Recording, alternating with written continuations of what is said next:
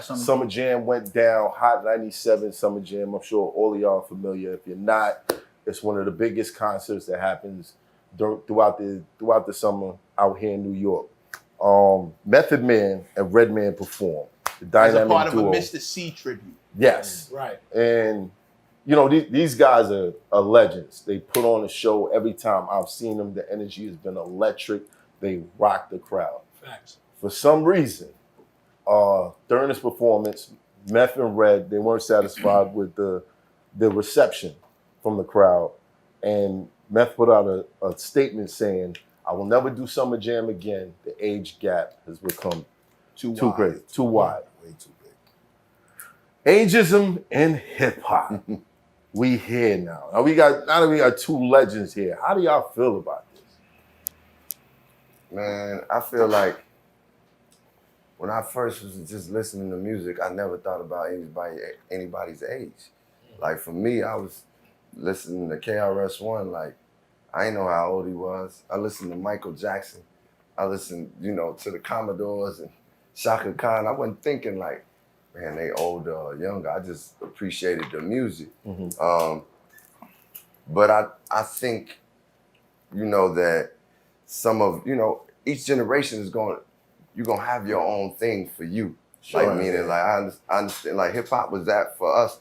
I know if initially, a lot of older people was like, man, this ain't even music, but then they eventually respected it as music. Right. So you get that from different generations sometimes, but I think that the connection coming in communication, understanding that like, yo, these younger people, they doing their thing. Yo, these people that have come through the business and come through the music, they got these experiences and we respect that and honor that. The places I don't see ageism a lot is when I see young artists that actually study the music. Right. Like they like still young, giving you that fresh, whatever they give young freshness, but they still might go sample Slum Village and you like, damn, Slum Village? And they'll reference, Pete Rock or they'll reference Rakim or something. And I'm like, that's what let me know you studied the art form. Like you respect the art. And to me, that's the biggest gap. If you don't know like the roots of something, it's hard to have a standard right that's at a certain level. Right. Well, I think I made a comment to Kai Cenat. And I know Kai's a streamer. I watch his show. I enjoy the shit. Like some of y'all kind of came down on me like, yo, he's just a streamer. But when he reacted to Killer Mike winning the award, he was like, who the hell is that? And I felt like that was disrespectful. Like, yo, that's Killer Mike. How could you be saying that? Yeah. And you up here premiering other people's albums and you don't know who Killer Mike is. Yeah. So I think at some point there was a disconnect. Yeah. Do you guys know when that happened? Can you pinpoint for you when you stopped checking for the newer artists? I don't remember what year it was, but I remember hearing about a meeting that was being had in the music business. Oh, that's way back. And way how back. they were gonna, control every aspect of the game, and how they were bringing in new young artists to, and actually kind of telling them what to do and what they want and how they want it, instead of letting the artist be free. Hold on. Is this conspiracy alert?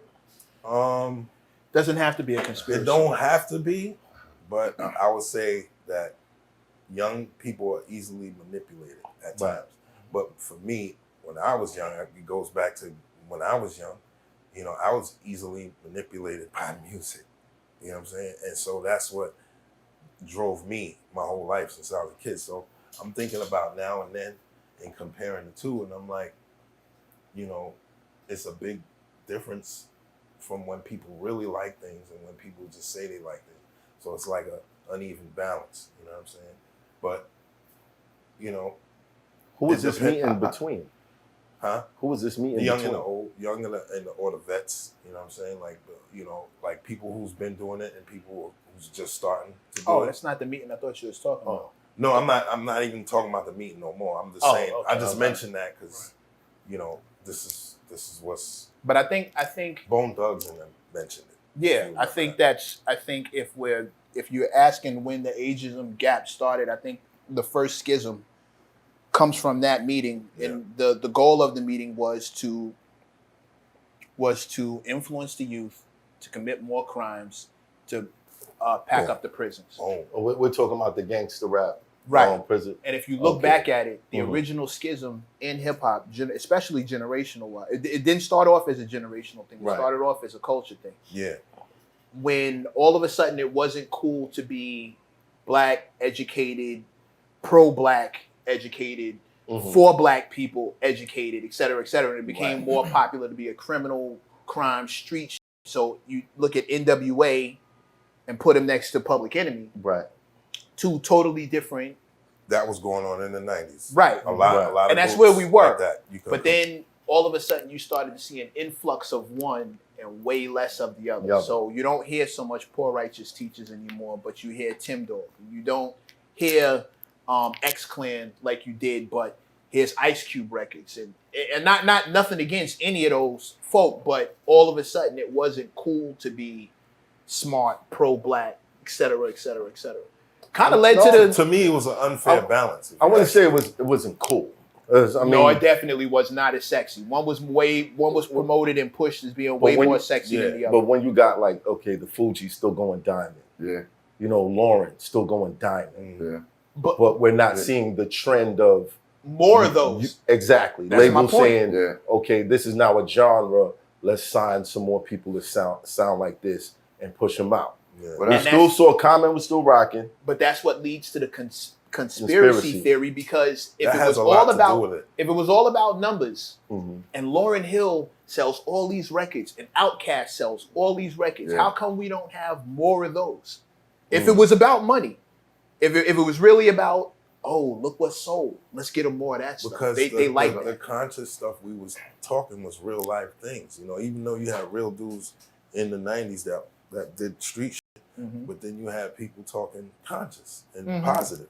Like you mentioned X-Clan, Rest Development, all them dudes, like Public Enemy, Good Tribe, Us, you know, Common, De La, you know, we rapped about fun things that happened in our lives, man, how we grew up.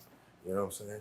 So to me, it's you know, it's an unfair fight, man, when you add in that type of negativity in something that's positive like music. But I do think we too got to take some responsibility. Like, it's for me as a dude that came from the 90s.